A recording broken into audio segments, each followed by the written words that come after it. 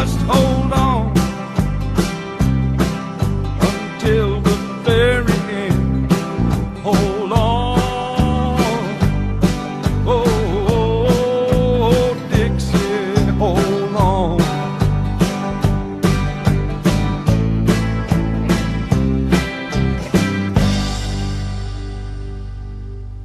The idea of moving the Army of Tennessee into Tennessee in November 1864 came into John Hood's mind. He tells us in his autobiography, published 15 years after the war, about October 15, 1864, when he moved the Army from Dalton on the Chattanooga-Atlanta Railroad to a place called Crossroads on the west side of Snake Creek Gap and about 10 miles south of Lafayette on the road to Gadsden, Alabama.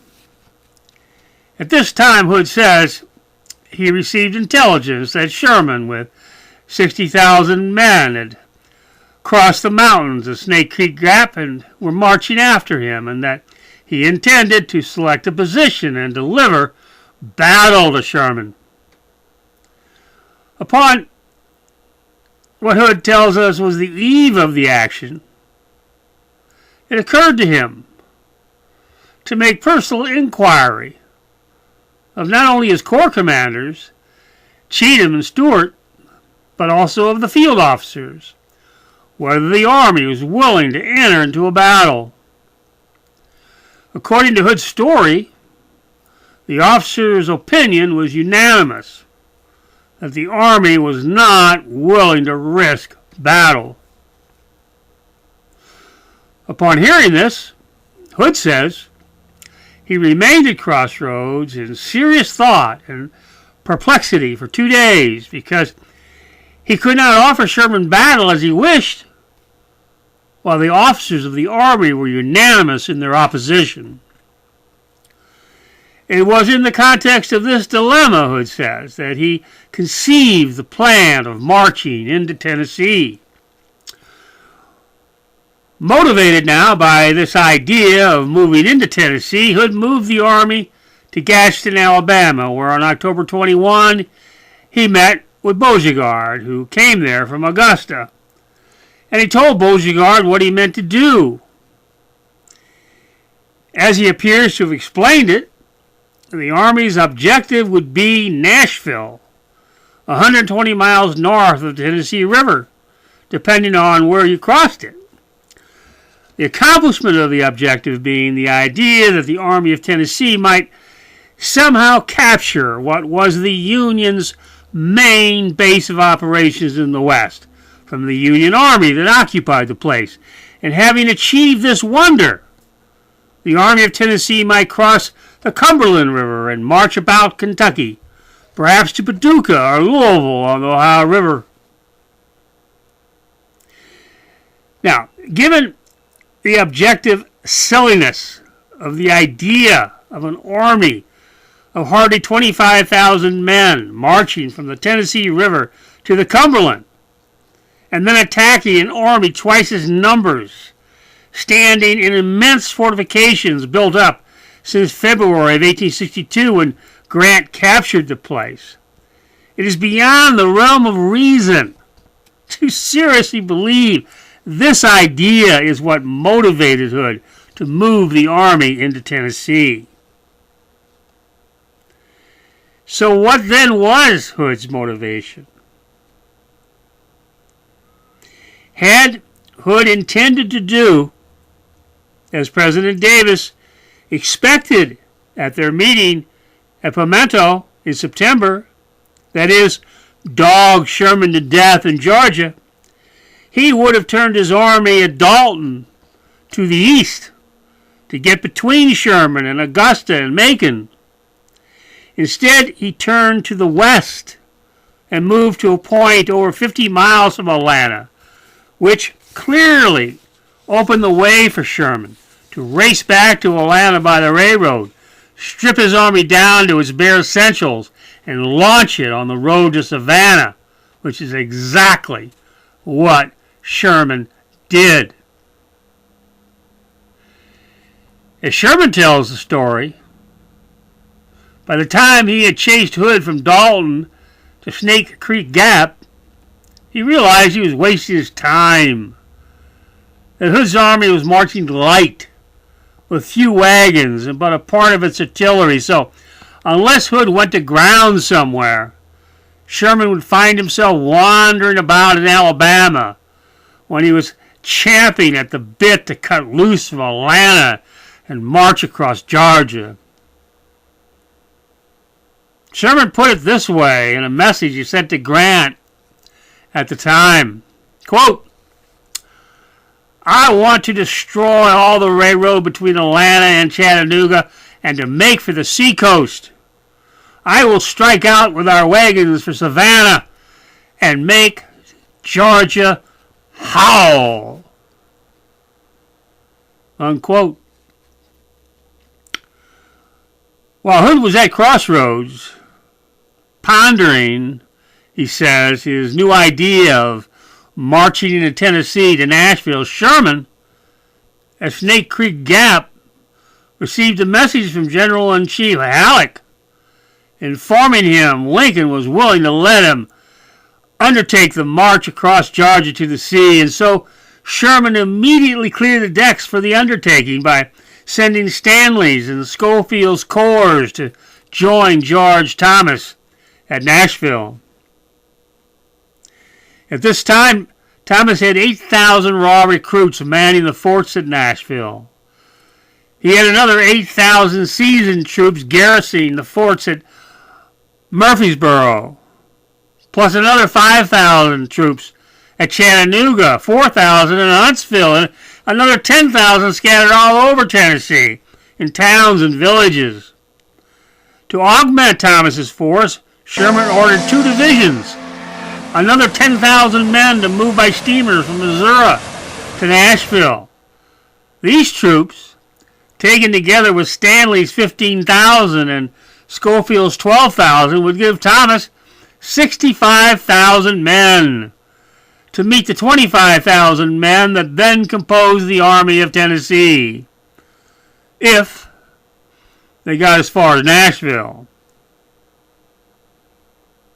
2 weeks later, the Army of Tennessee was crossing the river near Florence, Alabama, and Sherman received the go-ahead from Grant, who wrote him on November 2, quote, with the force you have left with Thomas, he must be able to take care of Hood and destroy him.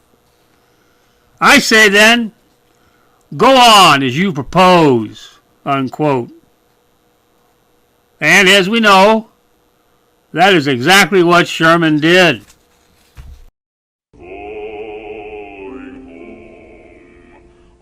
I'm just going home.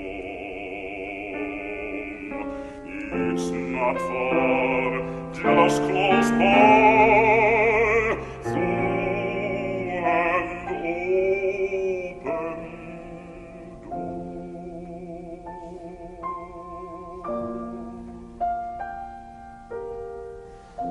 John Hood spent 2 days at Crossroads with his mind engaged in serious and perplexing thought about what the Army should do next, because it wasn't his call to decide the fate of the Army.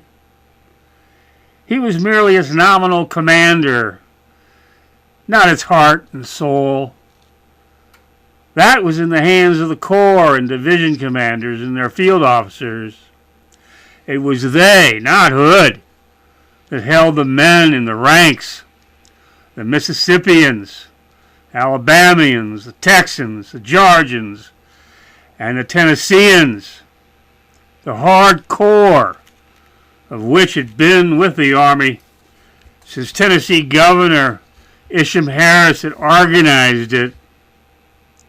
It didn't matter much to the men whether the Army was commanded by Braxton Bragg or Joe Johnston or John Hood. What mattered was their faith in their officers, who rode or walked with their regiments into the fire.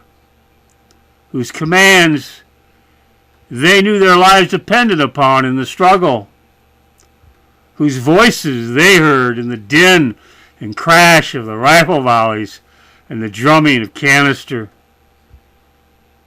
These officers were in touch with the feelings of the men, the strengths and weaknesses of their character, the desperate malaise they were sinking in, many straggling away now to their homes, everyone fully conscious of the fact the war was lost, that no matter how bravely as an army they had fought, at every turn from Shiloh on, they had found themselves at the crisis of the battle outmanned and outgunned.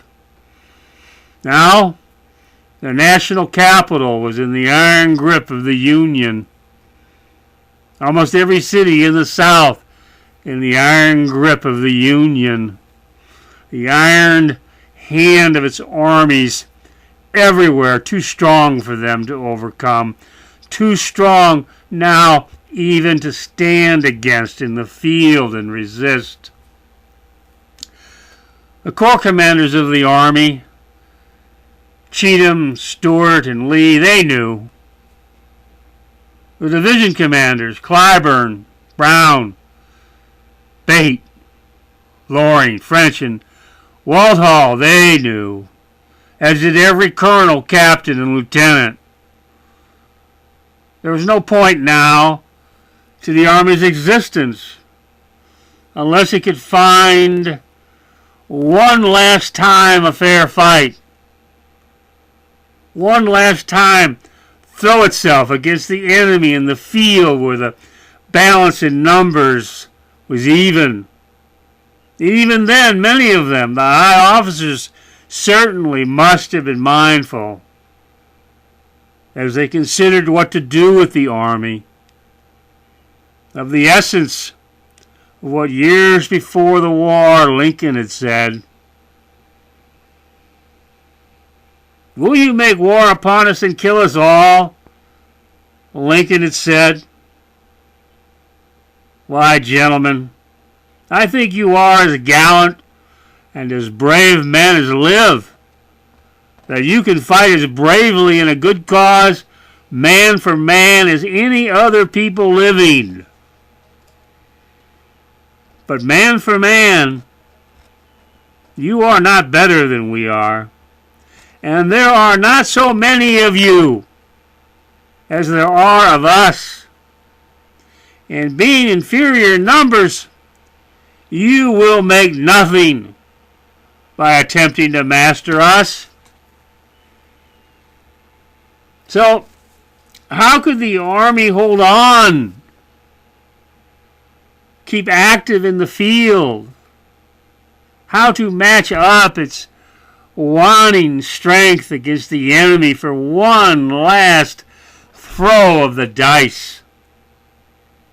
Certainly, going up again against Sherman's power would be a meaningless contest, cause meaningless loss of life.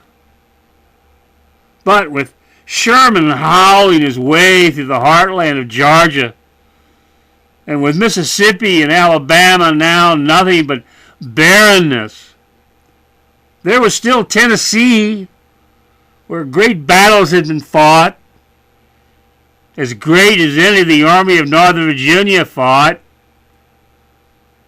If the Union's great base of Nashville were threatened, would not an army come to meet it?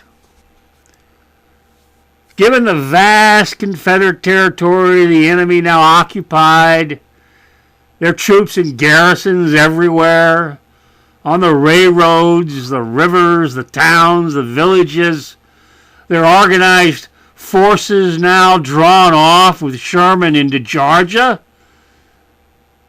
might not now an opportunity develop to strike a blow, which at least might stagger the enemy?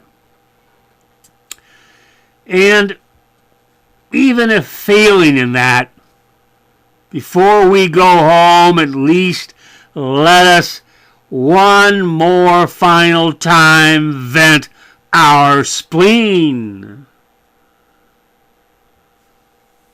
And so, with Hood sitting at the table, surrounded by the Army's officers, they argued out among themselves where they would lead the men to.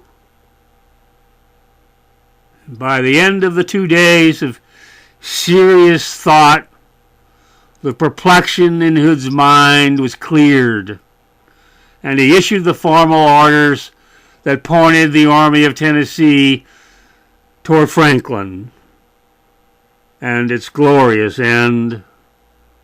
And you must hold on until the very end. Hold on, oh,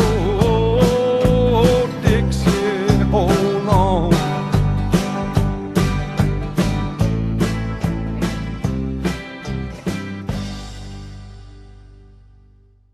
One month later,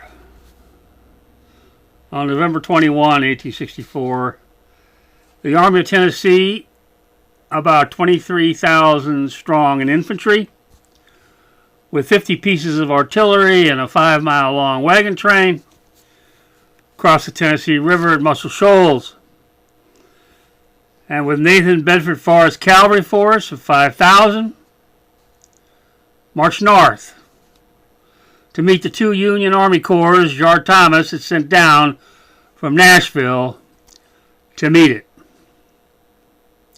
5 days later, the 2 armies came in contact with each other at Columbia, Tennessee. From the messages that passed at this time between John Schofield, the field commander, and George Thomas, the theater commander, which are preserved in the Rebellion record, we know Thomas's purpose in putting the 2 corps into the field was to delay the advance of the Army of Tennessee for at least several days, giving the 2 divisions coming to Nashville from Missouri time to get there while Thomas gathered into the Nashville fortifications the many detached garrisons guarding the railroad between that place and Chattanooga. When John Schofield reached Columbia on November 26, he had his own corps of 12,000 men as well as David Stanley's 4th Corps of 15,000 men. Of these troops, several regiments had been detached as garrisons to protect the railroad that ran as a single track from Columbia to Nashville, on which trains were daily running north and south, carrying much of the Army's sustenance and supplies as well as civilian freight delivered to the towns along the track.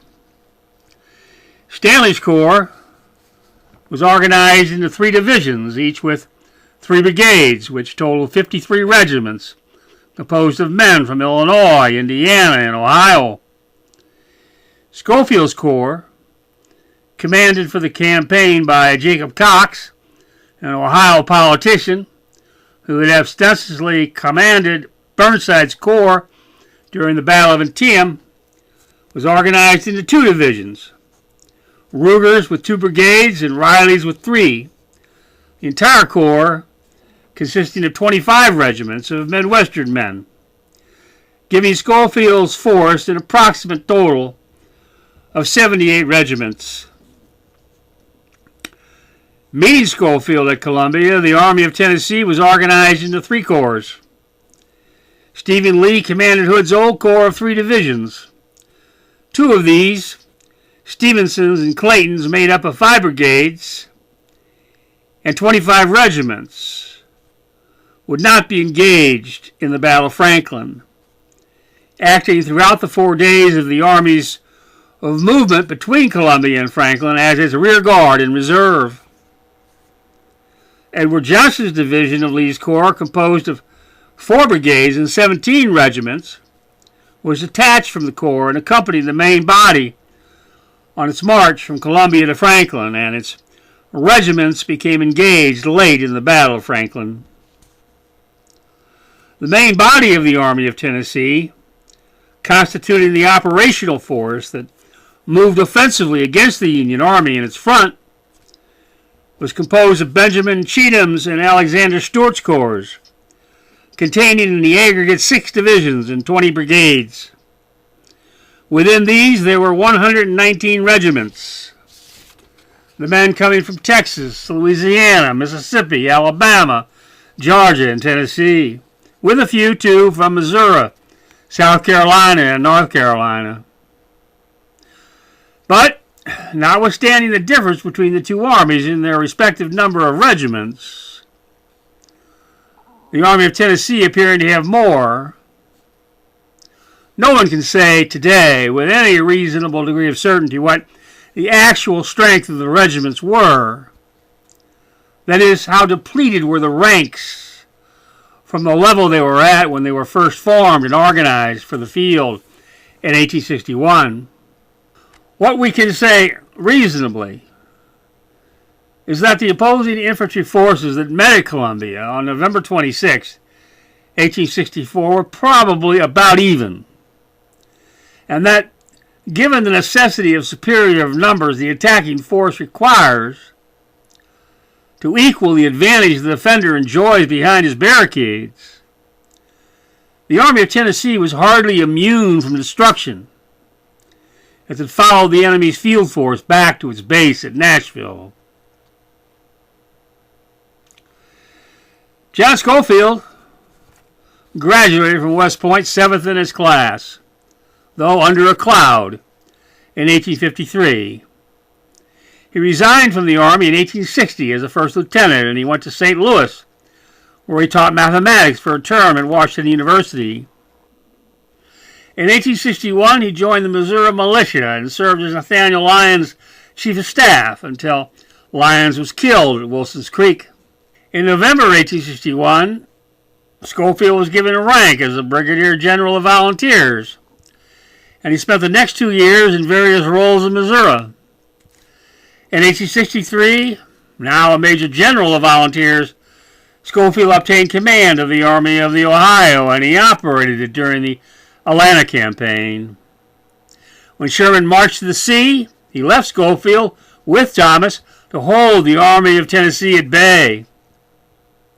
After the war, Schofield went on to enjoy a successful Army career as superintendent of West Point for a long term, commander of the Department of the Pacific, and in 1888, at the death of Sheridan, he became the commanding general of the United States Army.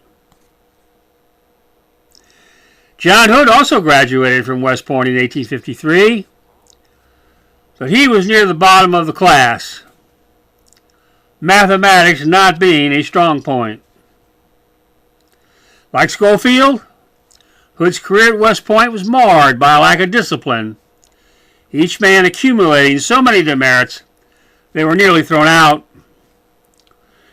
Beginning his career in the infantry, Hood quickly became a cavalryman and was posted with R.E. Lee's 2nd Cavalry Regiment at Fort Mason and Comancheria in the run-up years to the war. He resigned from the Army in April 1861 and obtained a commission in the Texas militia, which brought him to Richmond as a cavalry officer until the spring of 1862, when he became colonel of the 4th Texas Infantry Regiment in Lewis Wigfall's Texas Brigade. When Wigfall entered the Confederate Congress as a senator representing Texas, Hood was made a brigadier general and took command of the brigade. A month later, he became a major general commanding a division. And 2 years later, after recovering from the amputation of his left leg at Chickamauga, he became a corps commander and then army commander during the Atlanta campaign. After the war, Hood settled in New Orleans, making his living as an insurance salesman until his death in 1878 at the age of 48. For 5 days of their lives, the fates of these two men brought themselves together on the field of Franklin,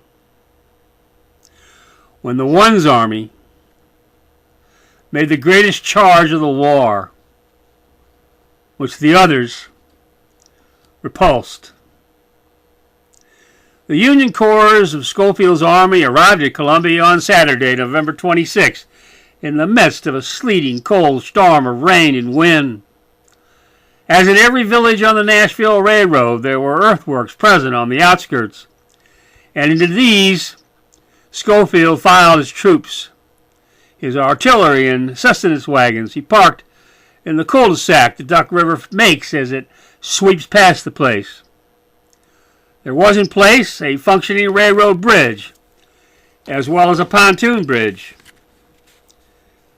On Sunday the 27th, the day opening bright and sunny, the corps of the Army of Tennessee appeared in front of Columbia, and they filled the field south of the Union entrenchments, just out of range of cannon fire, and picket lines were thrown several hundred yards in front while the wagon trains came in and parked. Through the day, telegraph messages went back and forth between Schofield and Thomas, the subject being what to do if the enemy undertook to make a march around the Union flank to get between it and Nashville, since with the day progressing toward night, the enemy was making no signs they intended to attack the Union front. From the text of these messages, it is obvious to anyone that takes the time to read them that the sole reason Thomas had placed Schofield's force where it was that it operated on the defensive, so as to impede the northerly movement of the enemy without inducing a general battle. To this end, by nightfall of the 28th, with Schofield now reasonably certain the enemy meant to cross the Duck River and go around Columbia, Thomas ordered Schofield to retreat behind the Harpeth River at Franklin, 25 miles away. Accordingly, though he was keen to achieve his objective, which was to string his retreat out as long as possible, giving Thomas time to gather the forces of his department to Nashville, Schofield's first move was to bring his troops across the Duck River during the night of the 27th, put them into defensive positions, and wait to see what movement the enemy would make on the 28th. Would they attempt to cross the river and attack the Union front? Stand on the defensive? Or begin a movement around the Union flank? Of these options, standing on the defensive was the least attractive to the Army of Tennessee. For if it remained inactive, the Union general would have achieved his objective. He could stand on the defensive behind the Duck River until overwhelming Union force arrived from Nashville, and then assume the offensive to force the Army of Tennessee back to Alabama. Though the rebellion record provides little information about this, it is plain that during the 27th, the general officers of the Army of Tennessee must have debated the question of attacking the enemy during that day, knowing it was probable that the Union force would be gone to the north bank of the river during the night. On one side of the debate, there was the reasonable argument that the entire army was now concentrated at Columbia. It had up all its artillery batteries and ordnance wagons, and there was time enough during the morning and early afternoon hours to put the pieces in battery and bombard the enemy position in front of Columbia with a barrage of shells and shot, wreak havoc on the men in the trenches, and as the last of the shells rained down, throw the infantry en masse across the intervening space and charge the enemy out, forcing them to run for the river where they might be trapped and cut down, and their organization as an army destroyed. On the other side, the observation certainly would have been made that though the main body of the enemy was then hunkering in the entrenchments in front of the town, the enemy could be seen moving artillery and wagons over the railroad bridge, and troops were using the pontoon bridge and assembling in positions along the range of hills overlooking the river so that if the Army of Tennessee attacked the entrenchments and were successful in seizing them, by the time this was accomplished, approaching the river would be a disastrous thing to do, given the firepower to be faced attempting to reach the other side. So, though the enemy might be forced to retreat northward by means of frontal attack, would the effort be worth the cost and casualties? Most important, the enemy would still be free to retreat to Franklin, which sits, like Columbia, at the Duck, in a cul-de-sac formed by the bends of the Harpeth River that runs past the place. As at Columbia, the enemy has at Franklin a prepared defensive position, which, unlike here at Columbia, will be very dangerous for the Army of Tennessee to turn, since a turning movement at Franklin will bring the Army so close to Nashville that it might find itself caught between a rock and a hard place, between one army that can stand on the defensive, blocking the road south, and another army twice our strength, operating against us on the offensive. So, out of this discussion, our record shows, came the decision to adopt the third option.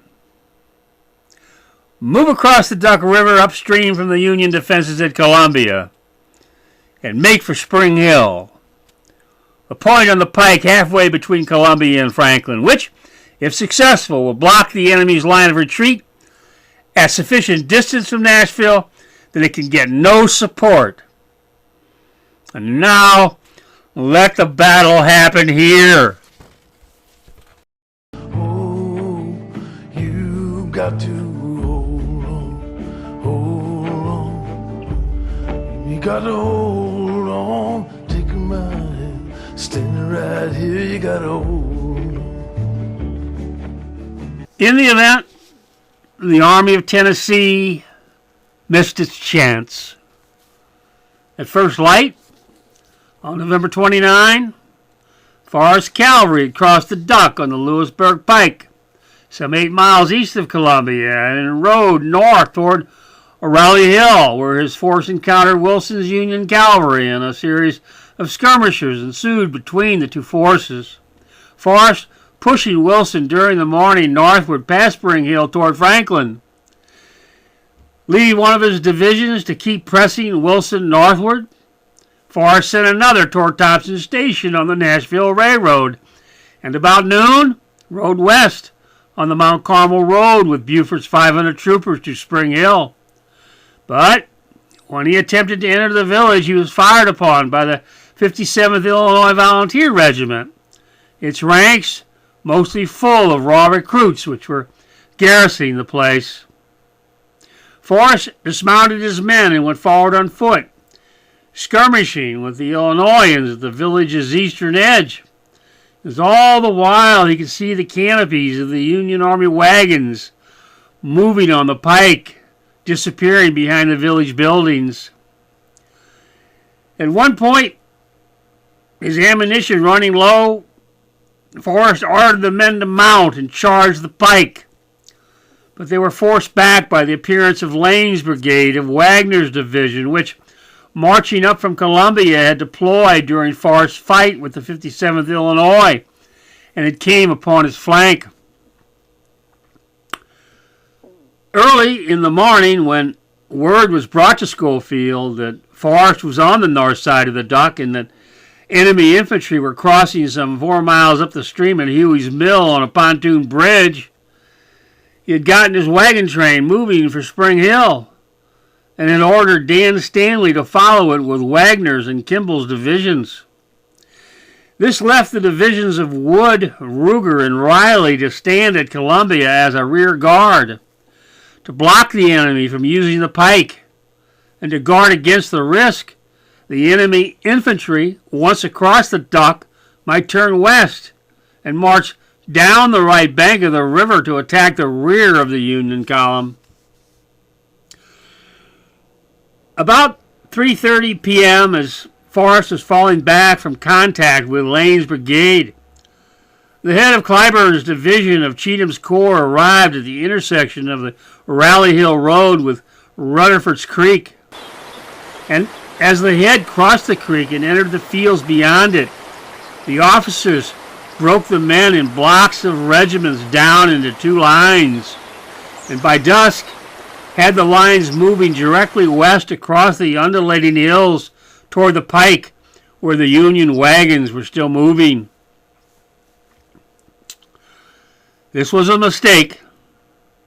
One it is surprising a general would make so late into the war. According to Ben Cheatham's story, a story he did not tell until years after Hood's death,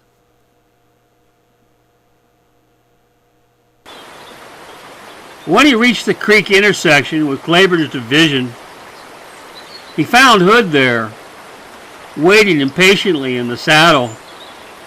Hood, Cheatham says, ordered him to get Cleburne across the creek and send him forward toward, quote, Spring Hill.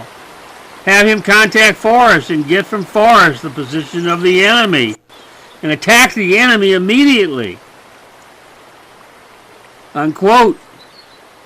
And that Cheatham should remain at the creek and get Bates' division across and put it in support of Cleburne, and that Hood himself would push Brown forward to join with Bates and Cleburne. This is a mouthful, and how its elements were executed explains the outcome of the encounter between the opposing forces at Spring Hill. Both armies were in a dicey tactical situation. For Schofield's part, his problem was how to extricate his army from contact with the enemy at the Duck. As long as Schofield kept the force at the river crossing, the rear of his wagon train was reasonably safe moving north toward Spring Hill, because the enemy infantry, denied the use of the pike, would have to march north on country roads, which, though dry now from the range of the 26th, would give the trains a reasonable chance of reaching Spring Hill before the enemy's infantry.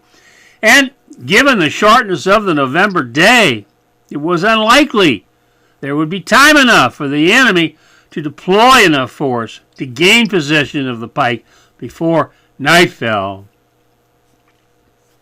But Schofield's army would be divided, with 1/3 protecting the trains parked at Spring Hill, while the other 2/3 holding the river crossing at some point in time were able to march up. A march that might be interrupted by the enemy's infantry column turning down the river after crossing and attacking the Union divisions holding the pike at Columbia. If this happened, the two wings of the Union army, the one at the Duck blocking the pike and the other at Spring Hill protecting the trains, were at risk of being severely damaged, if not destroyed, one isolated from the other. In turn, the complexity of Schofield's choice of tactics created a complex situation for the Army of Tennessee. Once the head of its infantry column reached the vicinity of Spring Hill, its primary tactical objective was to gain control of the Union wagon trains, now jammed together in a giant park on the northwest side of the village between the pike and the Nashville Railroad track. But with a substantial enemy infantry force moving north somewhere on the pike below Spring Hill, the Army had to protect itself against an attack that force might launch against its flank and rear. So, when Ben Cheatham and John Hood came together in the saddle at Rutherford's Creek, it was time to dismount, find something to sit on, and think carefully through the combinations that might develop out of the existing tactical situation. Both generals certainly knew it unlikely Stuart's corps of 3 divisions, following in column Cheatham's on the Rally Hill Road, the only road available to the troops to reach Spring Hill, could be deployed into battle lines before night fell. The sun already having fallen below the tree line of the woodlands covering parts of the rolling hills between the creek and Spring Hill. So whatever was done to capture the enemy wagon trains and to protect the Army's flank and rear, while doing it, it would have to be done by Ben Cheatham's 3 divisions, only one of which was then in the process of being deployed by its officers, the other 2 waiting in column on the Rally Hill Road for the front to clear, giving them space to follow suit. Given these facts, the obvious solution to the problem created by Schofield's choice of tactics was that, once in line, Cleburne's division stand still and wait for Bates' division, which was next in line on the Rally Hill Road, to cross the creek and deploy to the left of Cleburne, while Brown's division crossed the creek thereafter and deployed to the right of Cleburne.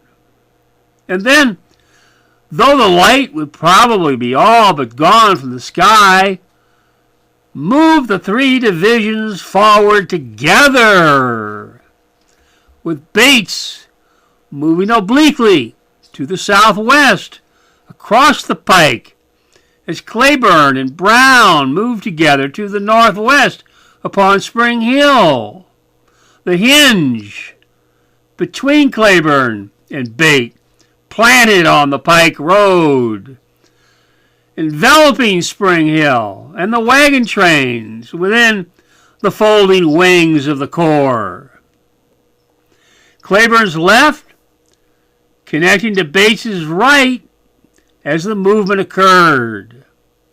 Forrest's cavalry force would contribute by moving upon the pike and the railroad between Spring Hill and Thompson Station to capture the stray wagons and infantry elements making escape northward. Ben Cheatham, Alex Stewart, John Brown, Bate, and a dozen other senior officers of the Army of Tennessee were Tennesseans. They had joined Isham Harris's fledgling army as privates in 1861, and all of them, as officers, had been in the fire of Shiloh, of Nashville, of the battles against Grant, against Rosecrans, and against Sherman. Though, except for Stewart, they were not West Point graduates. They were all brave, intensely patriotic soldiers who had become, through the experience of the fire, trained in the science of war. They certainly craved the chance to bring the Union Army in their front to a winner-take-all battle. And here it was.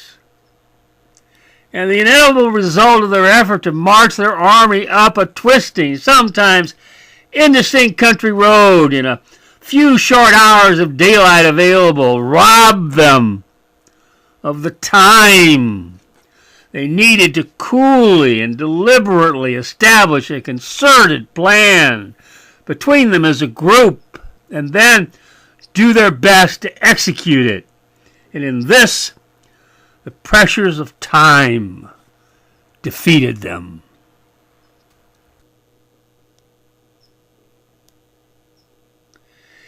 In the event, the record shows what happened. Upon someone's order, Cleburne formed his division in the fields beyond Rutherford Creek and moved its battle lines directly west, with the apparent objective of placing it across the pike.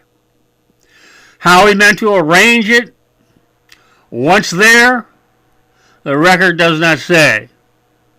But as the division marched west, the several Ohio regiments of Bradley's brigade of Wagner's division, placed there by Dan Stanley as a, quote, lookout, unquote, opened fire on Cleburne's right flank, and Cleburne had to order the advance to stop, reform his division to face to the northwest, and then move forward to envelop Bradley's men. This movement overwhelmed Bradley, and his regiments disintegrated into a mob which ran pell-mell into the streets of Spring Hill and the safety of the cordon of artillery surrounding the place.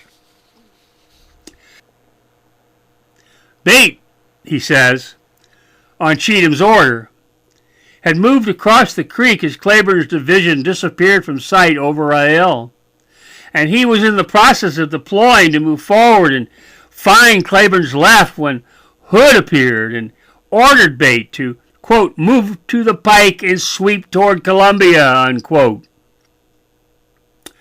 With the sun now gone, everything darkening, Bate executed Hood's order, moving toward the pike across the farmland of the Cheers family when he learned that Cleburne had changed the direction of his front, and so he attempted to conform.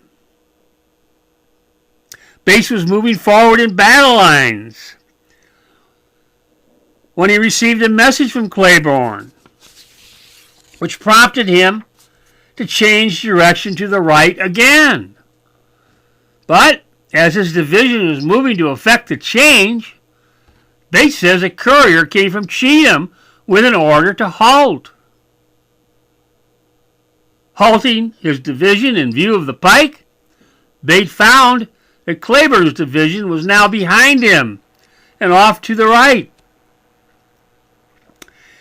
Cheatham says that when Bate crossed the creek, he rode ahead a mile toward Spring Hill, and he saw that the left of Cleburne's division was disappearing over a hill. And he used this as his guide in ordering Bate to change the direction that he had been marching on per Hood's order. Then, the order having been issued, Cheatham heard the noise of Cleburne's encounter with Stanley's lookout brigade, and as Cheatham listened, Brown arrived at his side, and he ordered Brown to move to the right of the spot he saw Cleburne's division disappear, form a line of battle, and attack. Attack what? Cheatham does not say. Now Cheatham says he had a second conversation with Hood. When exactly this happened, Cheatham doesn't tell us. It could have been before sunset. It could have been after sunset. Hood said, Cheatham says, that the head of Stuart's corps was now at Rutherford Creek, crossing it and going to the right to get on the pike. With this news in hand, Cheatham tells us he rode, quote, to the right, unquote, to a spot where he found Cleburne and Brown together, and then he ordered them to attack as soon as they connected their lines. Then Cheatham rode over the field to the left, found Bate, and ordered him to connect to Cleburne and join in the attack. In his official report of his operations the night of November 29, Alex Stuart says only that he arrived near sunset at the creek, crossed it, moved his lead division to the right of Cheatham's corps, and was attempting to get his men in line when, about 11 p.m., he camped his men behind Chatham's right. 6 months later, 3 days before the surrender, Stuart filed an addendum in Adjutant General Samuel Cooper's office in Richmond. About 3 or 4 o'clock, Stuart wrote, I reached Rutherford Creek as Chatham's rear division, Brown's, was crossing. I received orders to halt and form on the south side of the creek. My right to rest on the creek so as to move down the creek. If Cheatham's story is to be believed, at the time Stuart received these orders, Brown had arrived at Cheatham's location in the field, which was about a mile west of the creek, and a mile behind the location of the fighting that at that time was going on between Cleburne's division and Bradley's brigade. So, as Stuart arrives at the creek and receives orders to form on the south side and form lines to move down its bank, Cleburne is out somewhere to the west, reforming his division. Bates is out of touch, looking for Cleburne's left, and Brown is somewhere going forward, looking for Cleburne's right.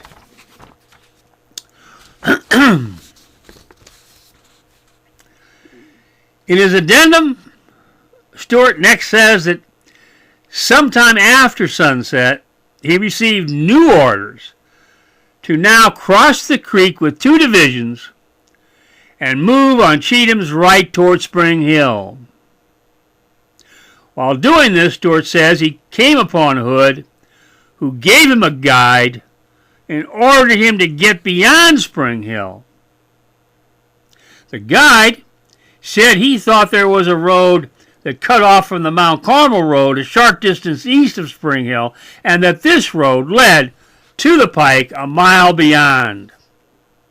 When Stuart got on this road and went down it a short distance, he came upon Forrest, and while talking to him, a courier came from Hood with an order to halt. Stuart then rode to Hood to verify the order, found him at Dr. Thompson's house, and was told that Cheatham did not want to make a night attack.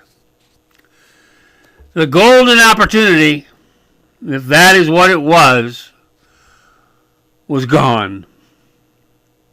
Gone because the general officers, in the throngs of intense pressure created by the factor of time, did not have the solid patience General Lee and Stonewall displayed at Chancellorsville.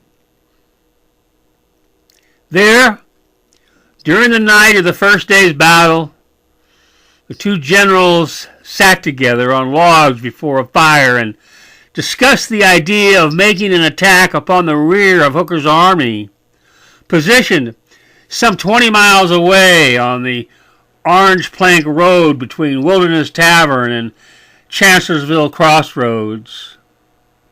To do this, General Lee meant to give Stonewall 23,000 of his 40,000 soldiers to march them on a country road that ran parallel to the Plank Road and separated from it by 4 miles of woodland, about the same marching situation as the Army of Tennessee undertook at the Duck.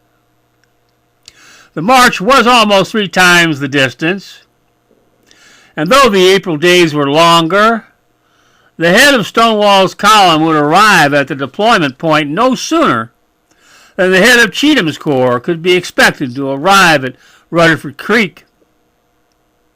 Yet, notwithstanding the extreme excitement and pressures of the moment, once he got the head there, Stonewall spent 2 hours of time getting all of the divisions of his command in lines of battle, one behind the other, each extending through the forest that covered the ground a mile or more. And then, at dusk, the whole force, as an organized entity, swept forward to overwhelm Howard's little corps, scattering it, throwing it into confusion and alarm so that the men lost all cohesion, got out of control of their officers, and fled as a mob down the Plank Road, chased by Stonewall's men for a mile, the wild scene dissipating only when darkness made organized movement impossible. At Rutherford Creek, it was Hood and Cheatham's turn to hold on to their balance and intelligence as seasoned soldiers, as leaders of men, and think the problem through, and they failed to conform to the standard Lee and Jackson set at Chancellorsville. But the reproach asserted here is unfair. Theirs was a different army, dealing with a different time, operating not in the heartland of Virginia, but in a territory that was heavily occupied by enemy forces, all of which were converging on the Army of Tennessee, whose strength in numbers were hardly equal to the numbers in Stonewall's column. And Stonewall was forming his attack in the rear of the enemy, while Hood and Cheatham were forming theirs between the wings of the enemy, at a spot in the middle of the enemy's conquered territory. Worst of all, and they knew it, their choice of line of march from the Duck had forced them to the decision to leave behind with two of Stephen Lee's divisions all of their sustenance and ordnance wagons and all of their artillery pieces, caissons, and ammunition wagons.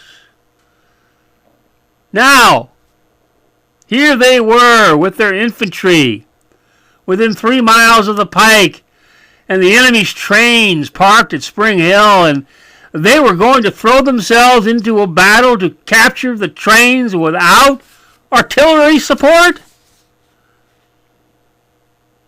If they had planted Bates' division across the pike, facing south to block Schofield's 3 divisions from passing north to Spring Hill, they would need batteries of artillery as the means of keeping Schofield back. For Bates' 1 division of infantry, unsupported by artillery, could not reasonably be expected to hold the pike against 3 divisions of the enemy. And if instead of that plan, they had aligned the 3 divisions of Cheatham's corps as Stonewall his at Chancellorsville and moved to envelop Stanley's 3 brigades holding Spring Hill, they would be going up against the 40 pieces of artillery Stanley had arrayed in a half-circle on the perimeter of the place.